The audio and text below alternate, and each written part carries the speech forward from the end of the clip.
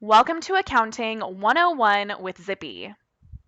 My name is Katie, and I will be taking you through a high-level overview of everything you need to know about the basics of accounting using Zipi. Okay, everyone, let's dive right in.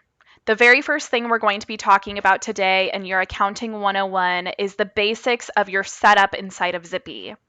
You'll notice that we have a few key pieces that will be integral with getting the rest of your Zipi account set up successfully. The very first piece of that puzzle is going to be your chart of accounts. We can navigate to the chart of accounts by going to Company and Finance. You'll notice that you have several navigation options within Zipi. First and foremost, you can use this drop-down menu here that appears or navigate at the top of the screen. The chart of accounts is going to be the very first and most important thing to get set up as you get started with Zipi accounting. The chart of accounts is going to be a method of organizing and keeping track of all of the money coming in and out of your brokerage. You'll notice within the chart of accounts, we do have some default accounts set up here for you. However, your migration manager or customer success manager has also most likely imported your custom chart of accounts into the system. With that being said, your chart of accounts, of course, is customizable and editable at any given point in time. You're going to be using this area to organize exactly where your income lies, your expense, anything that's a liability, an asset, your trust accounts, and even your bank accounts. Again, this is your method of organizing any money coming in and out of the brokerage. Now, once we get this set up for the very first time, you do have the ability to edit any of the accounts that we have imported into the system. We always want to make sure that the ledger account associated with each of these different accounts is accurate to either an income, expense, liability, or asset. If you ever do need to edit these accounts, you have the ability to select these menu options, edit, and change anything associated with its title or account type. If you're noticing that you would like a more robust selection of accounts in this area, you can create additional accounts at any time. Creating in the top right-hand corner of the screen will ask you a number of questions in order to make sure that we are creating these additional accounts correctly. Now for today's example, if I want to go through and create an additional ledger account, you'll notice that I do have a lot of different account options. I have anything from assets to liabilities, of course, anything that's an equity, an income, or even an expense. Now, a great example of an expense account that we may need to create is maybe something to keep track of our marketing dollars. Anything that we are going to be spending on marketing as a brokerage as a whole will, of course, be money going out of the brokerage. This expense account will receive, of course, a ledger account name, and we will just name it marketing account. What we are now going to be doing is associating anything we're doing related to marketing with this specific ledger account.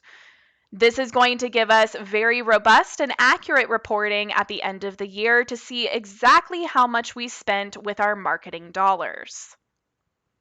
Now you'll also notice that you have options to enter in an account code as well as an account description. Now these two additional check boxes here, first and foremost, show as an active account in expenses, meaning is this going to be available anytime you need to associate something as being an expense to the brokerage. Next, checking if this needs to be accessible for all divisions. Now, of course, divisions can mean location or offices. If you're a brokerage that has multiple offices with many office managers, this will give you the option for sharing this marketing account with those offices to use as well. Now that we have our chart of accounts set up, and each individual ledger account is associated with a specific account type, I can go in and start creating my additional products and services to relate back to each of these ledger accounts. For example, I now have my marketing expense account. I can create separate services and products associated with marketing and make sure everything stays interconnected. Now let's go ahead and talk about our services and products. We can navigate to services and products by going to the top of the screen and selecting services and products. Now, services and products is going to be an area where you can create any type of product or service that you are offering or rendering for your team.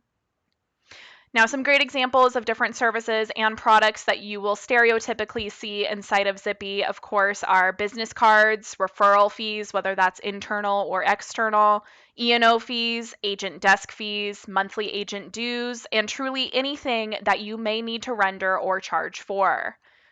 Now, when you first get logged into Zipi, you will notice that this area is blank. It is fully customizable to you and your brokerage's needs depending on the level of service you're offering your team. Now, anytime you're ready to create these products and services, you'll do so by selecting the Create button in the top right-hand corner of the screen. Now, keep in mind that all of these services and products are going to directly interact with your chart of accounts and each of your ledger accounts that you have just created. Now, once you're ready to go through and create this product, all you need to do is name it, give it a price point, and connect it to the accurate ledger account. Now, for today's example, let's keep on talking about our marketing dollars. Maybe I need to create a product for business cards. I can do so right here, typing in my title, and of course, my price point. Now, if you ever have a price point with something that varies, maybe it has to do with your E&O or your desk fees, and it's something you'll always type in on the fly. You can always leave your price point at 0, and this will give you the ability to edit on the fly as necessary. Now, keep in mind, we did just create that marketing expense account, so I will want to make sure that my business cards are associated as such. Now, I will always have an option for entering in a product description. This will be helpful if the product might be similar to something else in the system. Now, once I create these different products and services, I'll then have the ability to use them throughout the rest of Zipi. Not only is this going to keep track of all of the different business cards that I'm offering to my team and how much I'm earning off of that or expensing from it, it's also then going to trickle all of those dollars into my marketing ledger account for me to have accurate reporting at the end of the year. Now I can apply this to invoices within deals or even to my bills. So getting your services and products set up first and foremost will be key to your success with Zipi. Now, some more examples of services and products that are very common between our brokerages within Zipi. You may have bills that you pay for as the brokerage, or maybe you have different items that you're charging your team for. Absolutely anything that will have a dollar amount associated that has to do with money coming in and out of the brokerage should get created as a product and or service. Now, if you're someone who offers signage to your team, you will want to create a product or service for that. E&O fee, insurance, phone bill for the brokerage, or maybe any additional expenses that may come down the line. You will notice that you can create these products and services on the fly. Anytime you're adding an expense to maybe a deal, an invoice, or a bill, you do have the ability to create those anytime you need. Now, the next part of accounting that we are going to talk about today, of course, are the remaining items in your drop-down menu of your finance section within the company module. Now, we've already talked about our chart of accounts to stay organized with any money coming in and out of the brokerage. Our services and products are going to be our menu options for anything that we might be charging for or receiving income from. Now, the next two elements I do want to talk about are going to be your journal entries and your opening balances. First things first, going into opening balances, this will be key if you're getting your accounting set up at maybe halfway through the year. You will want to go in and enter your opening balances for each of the ledger accounts that are important to your brokerage. Now, opening balances is exactly as it sounds. You're going to want to tell Zipi exactly where you left off from your old accounting system as you make that transition into Zipi. You'll want to enter in the debits and the credits for each of the different ledger accounts that you've entered into the chart of accounts, telling Zipi exactly where your accounts receivable is at for the year, where your expenses are at for the year, your income, and even where your bank accounts are at to best reconcile those accounts inside Zipi as well. Now you can enter in those debits and credits for every single one of the accounts as necessary, or only the accounts that are relevant to you. As you go through and you add your opening balances, you can most definitely make adjustments to these opening balances, but this is a way for telling Zipi exactly where you're starting so Zipi can take you from there. Now, the next item we will be talking about in getting your accounting set up is your journal entries. Once again, if you're someone who's getting your accounting inside of Zipi potentially mid-year, you can lean on these journal entries to tell Zipi exactly where you're at for each of your accounts. You can use these journal entries to also make additional adjustments if you have anything debited or credited to any of your ledger accounts. You can create journal entries at any given point in time. Whether you had a deposit hit one of your accounts in real life and you need to record that inside of Zipi, or if you're just getting started within your accounting.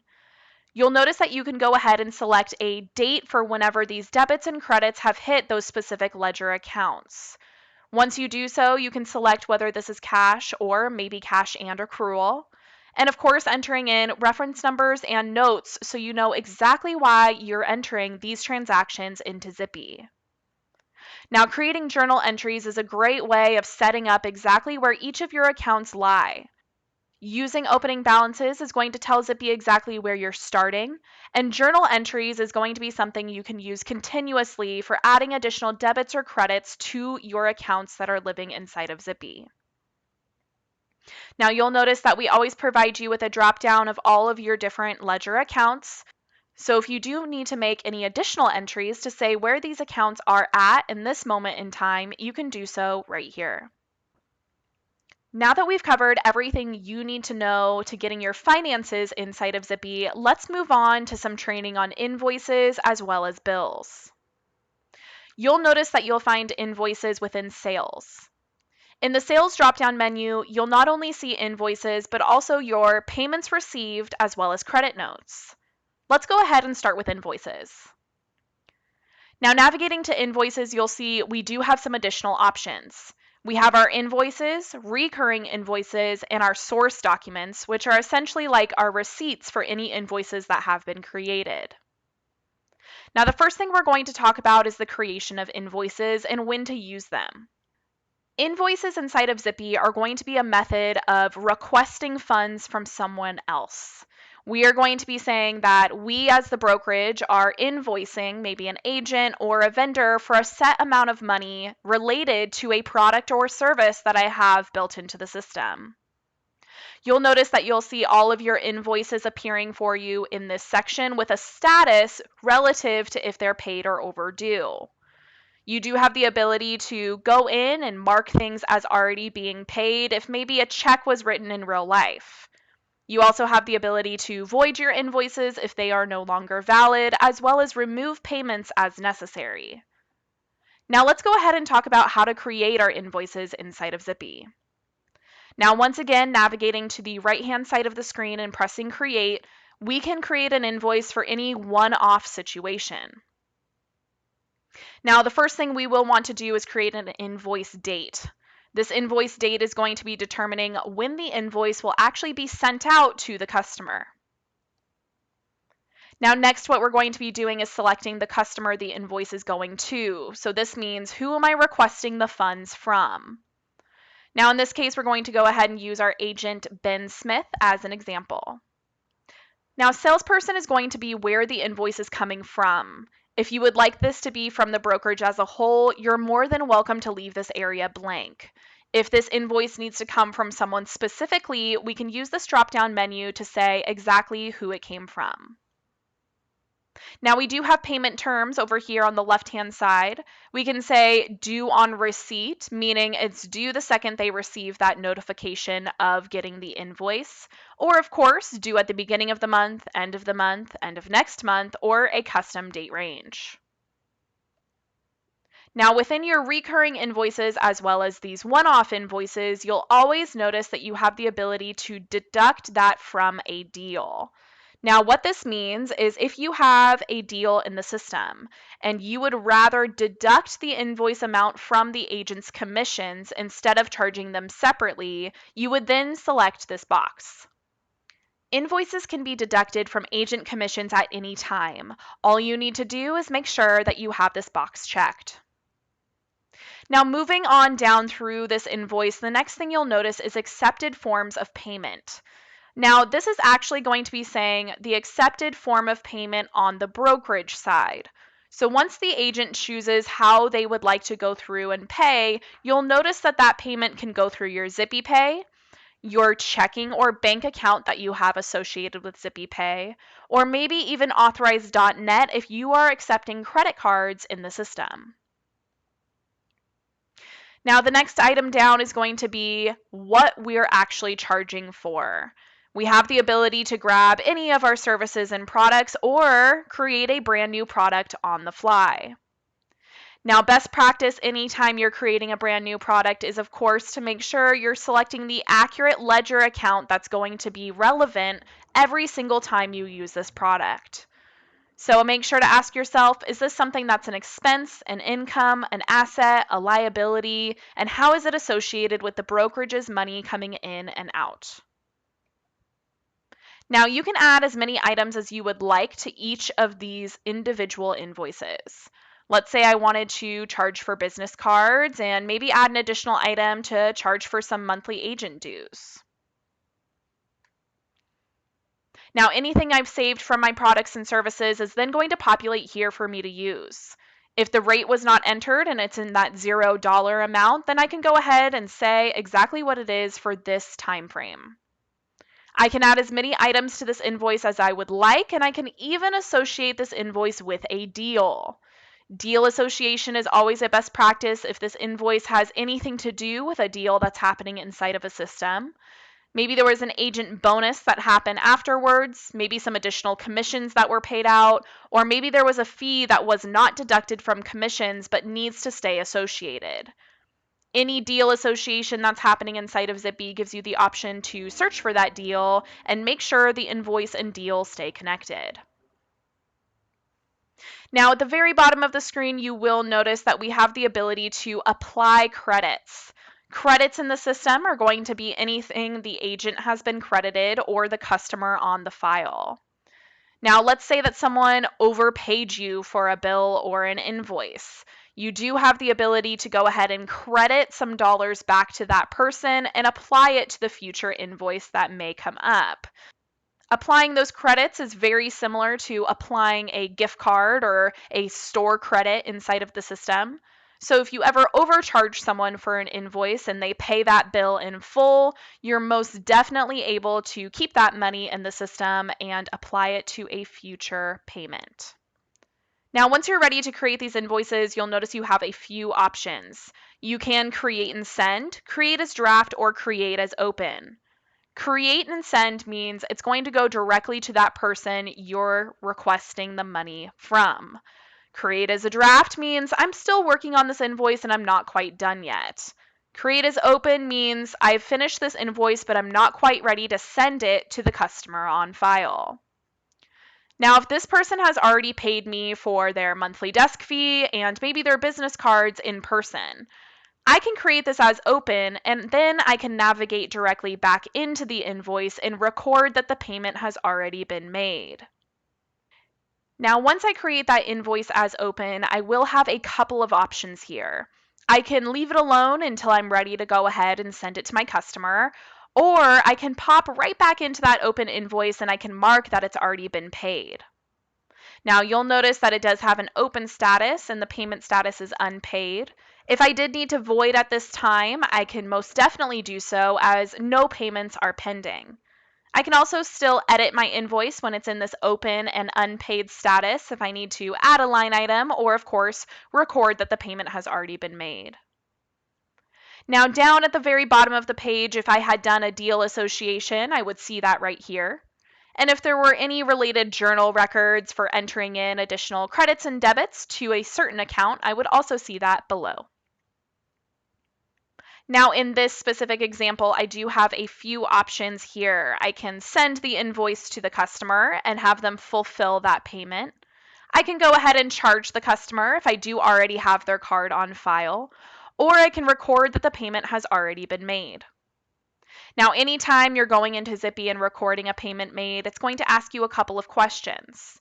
First and foremost, how was that payment made? I can go ahead and say it was a check. Next, of course, I have our payment date. I'm going to go ahead and say it was today.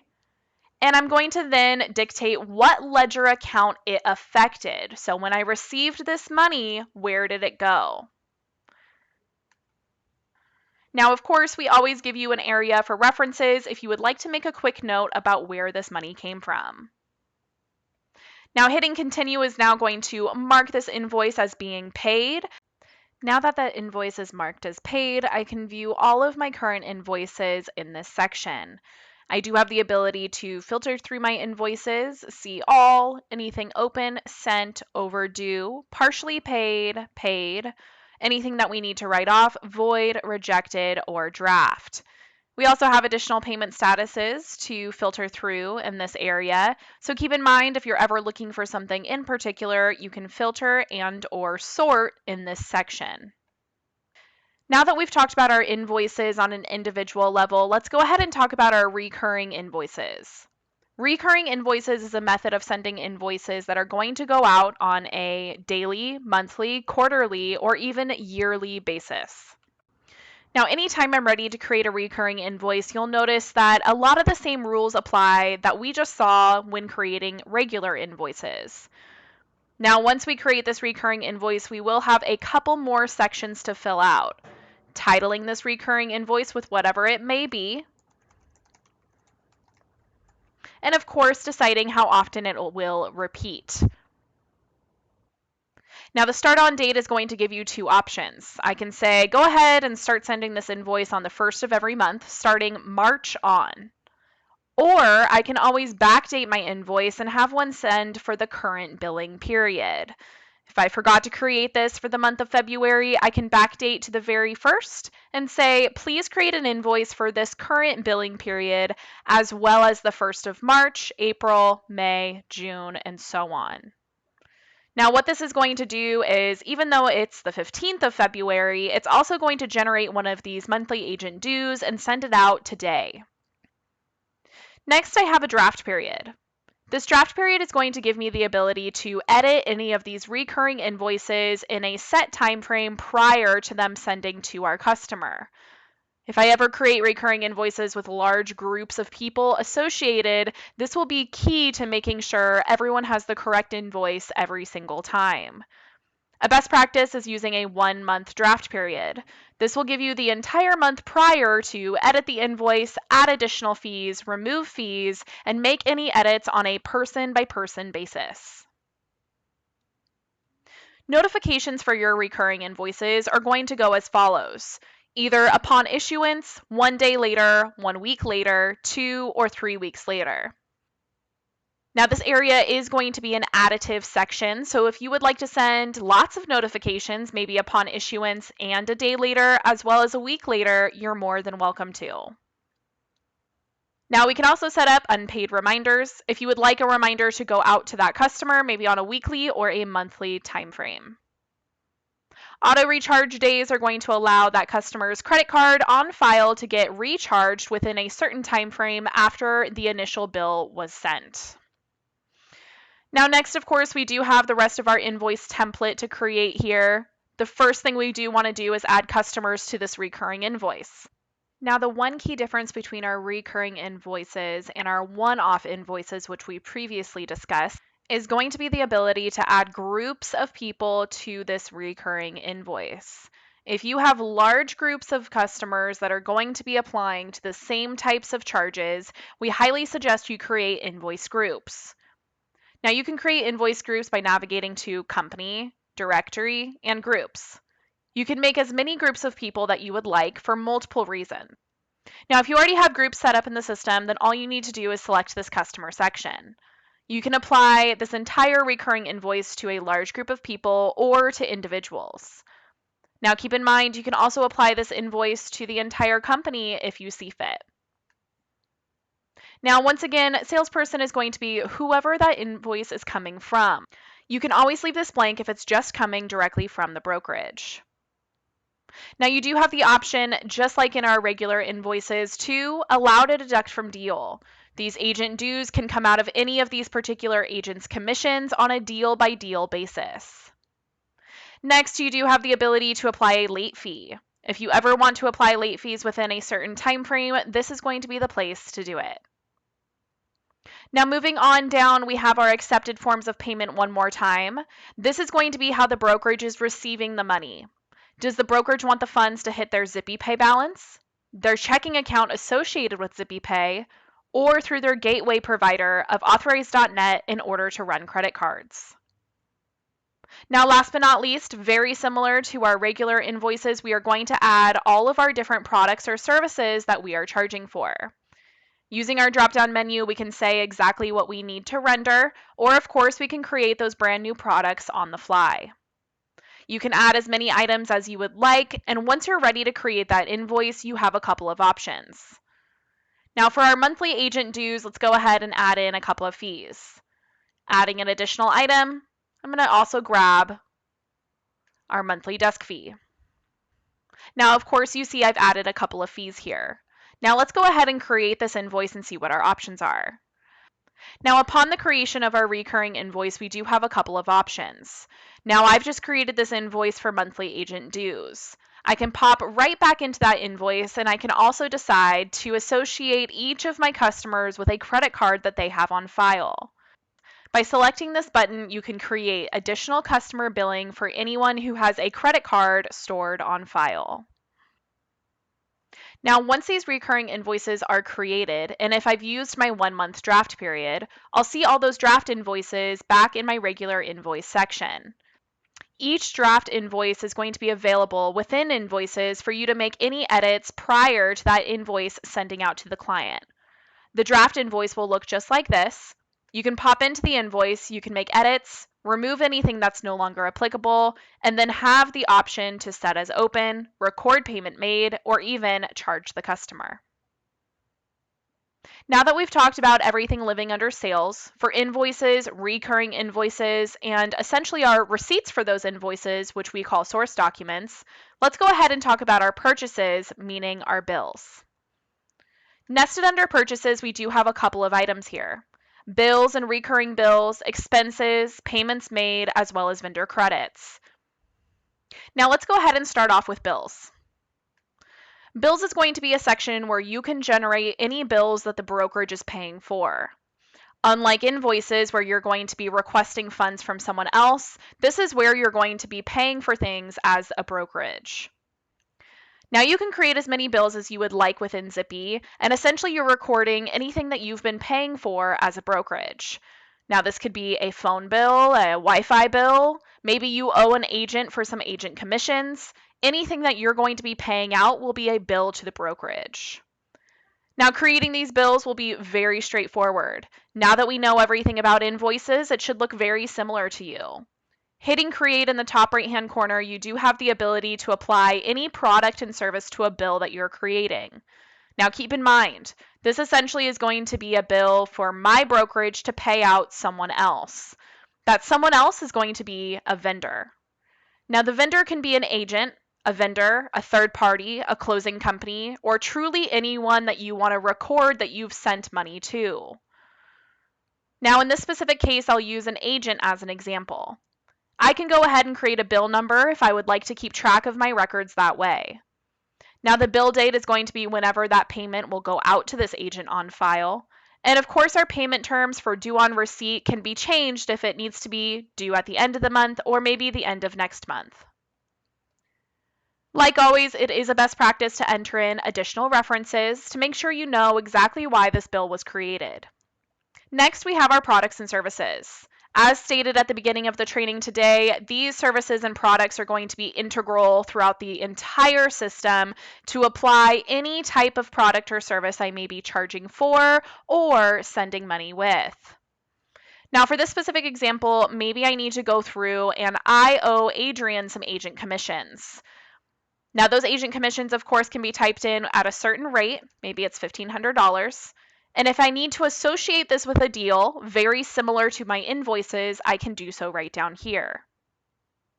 Now, maybe the escrow or the title company closing officer shorted the commissions for some reason or another.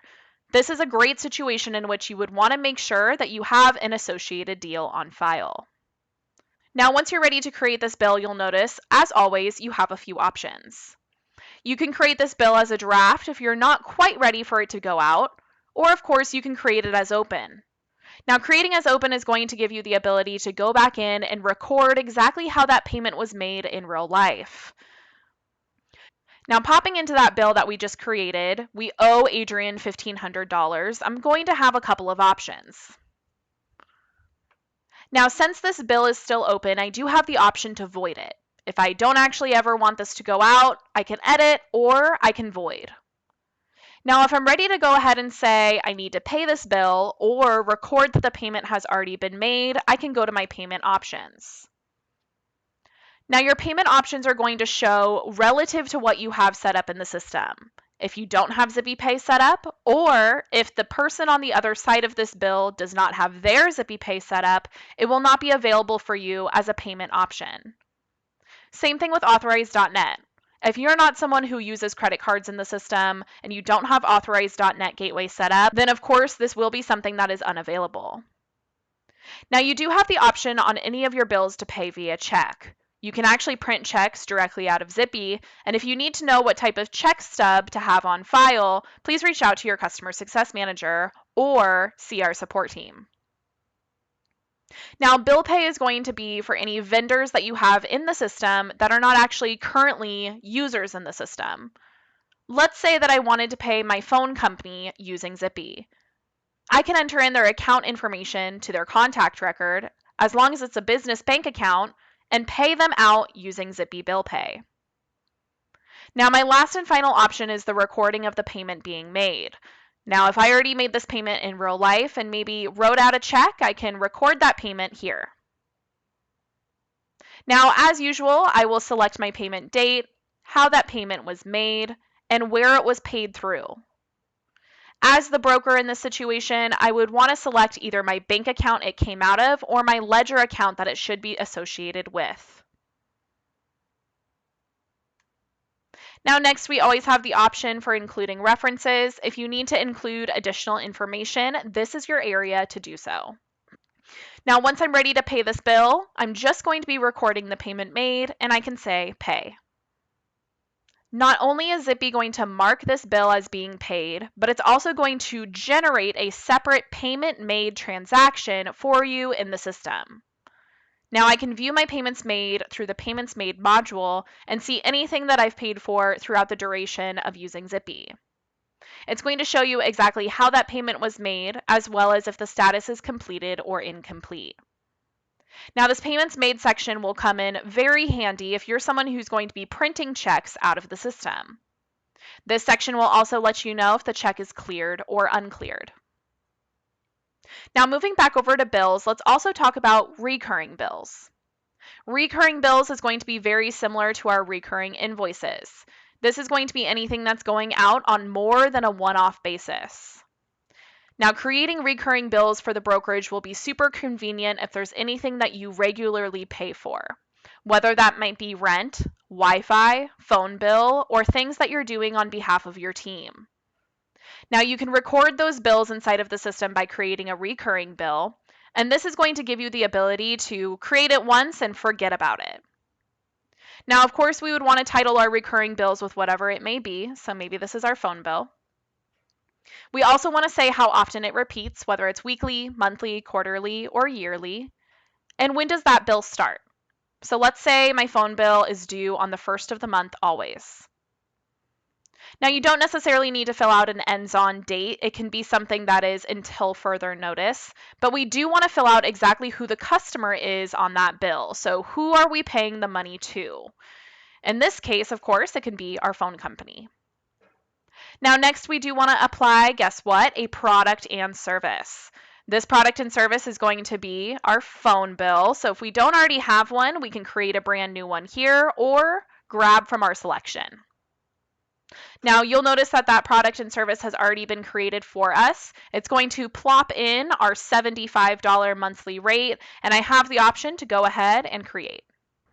Now, once I create that recurring bill, you'll notice it hit your regular bill section on a monthly basis, very similar to how we just learned about our recurring invoices and one-off invoices. Keep in mind, we do have source documents. These are kind of going to be the breadcrumbs leading to the bill that is eventually going to be generated. Now, you might be asking yourself, what's the difference between creating a bill versus an expense? Now, bills are going to be a great way of recording anything that's happening on more than a one-time basis, and also a great way of recording anything that's happening that we need to use a product or service for in order to link to a ledger account, or anything that we need to pay by check. Now, with our expenses, this is going to be a great way of recording anything that's happening on the fly. Now, for the most part, a lot of people use these expenses to record credit card expenses. Let's say that you took a client to dinner and you used one of the company credit cards. You can create an expense for that, say exactly what happened, what date it happened, and what account it's hitting.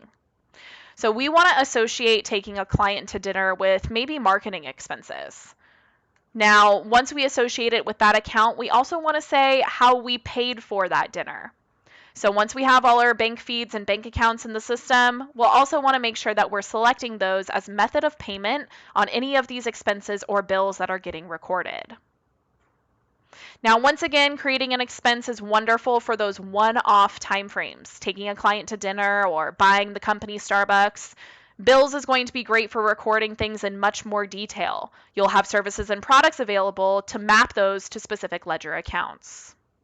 All right, everyone, that is everything we have for Accounting 101 today. So let's talk about where your resources are.